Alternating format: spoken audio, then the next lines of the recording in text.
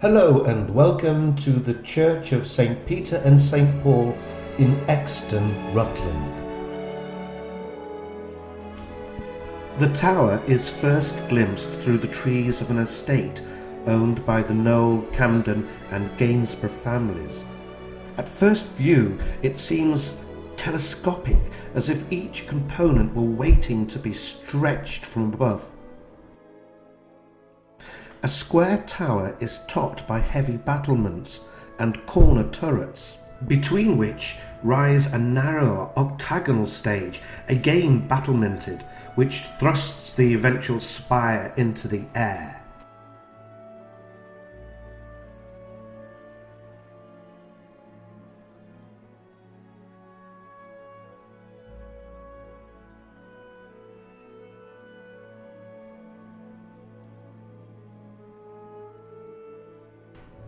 However, Exton is not for architecture, but for monuments. There are no churches in Rutland and few in England in which English sculpture from the 16th and 18th centuries can be studied so profitably and enjoyed so much as at Exton, says Pevsner emphatically.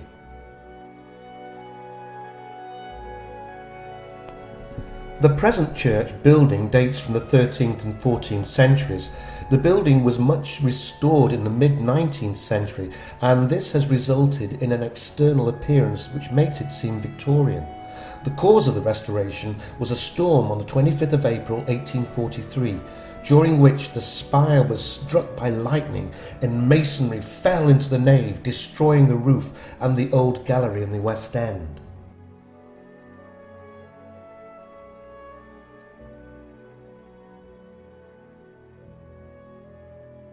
The family line is Harrington, Noel, Camden, Gainsborough, each hyphen adding wealth and nobility down the ages. Yet the monuments reflect the style of the age rather than the dignity of those remembered. They fill every corner of the church, as we shall see.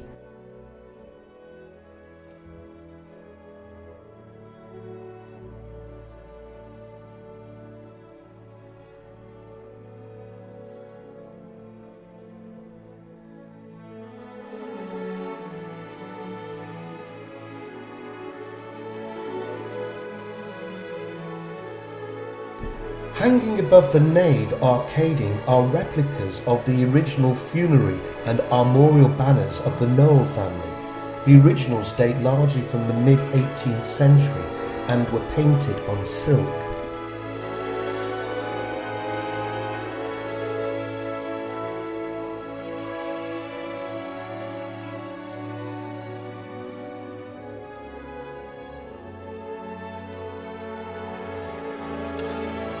This is an effigy to Anne, wife of Lord Bruce of Kinloss.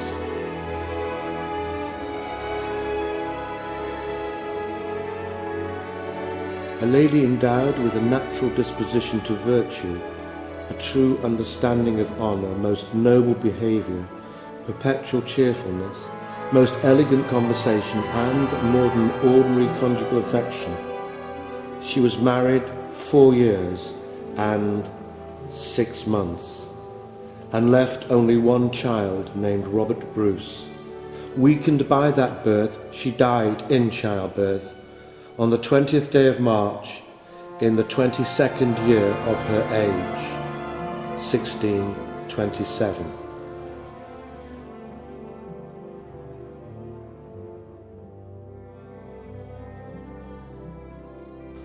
This great monument threatens to burst the physical constraints of Exton Church. It was carved as a memorial to Baptist Noel, 3rd Viscount Camden, who died on October the 29th, 1683, and his entire family are also incarcerated here. Elizabeth, his 4th wife, takes pride of place in the centre of the monument, standing beside her husband, to either side of a funerary urn. She and her 3 predecessors also appear in low relief carvings standing among the children. All told, an array of 23 men, women, children and babies. Created from contrasting black and white marble, it was carved by the celebrated Rotterdam-born sculptor Grinling Gibbons. He was paid £1,000 for it.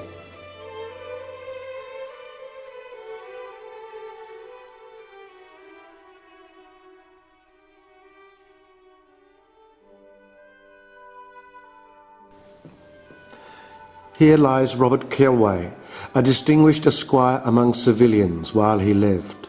Renowned for talent, learning and virtue, who loved retirement, lived as a Christian and died in the Lord on the 21st of February in the year of our salvation 1580, in the 84th year of his age.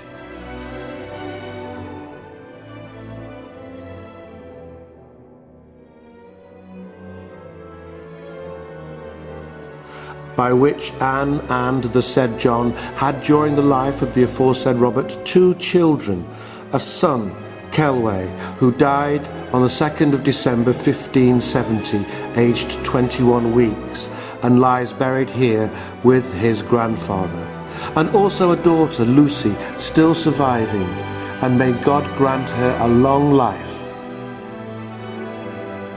He left Anne, his sole heiress, and only most dearly loved daughter, married to John Harrington of Exton, Knight, whom he had always affectionately loved as a son and friend.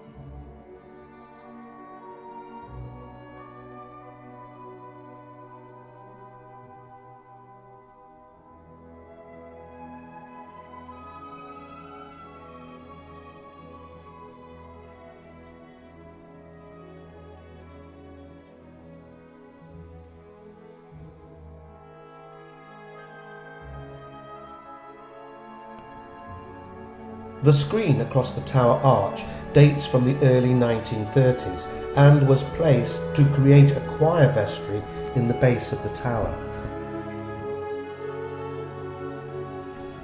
The font, which before the restoration stood at the entrance of the tower, dates from the late 14th century.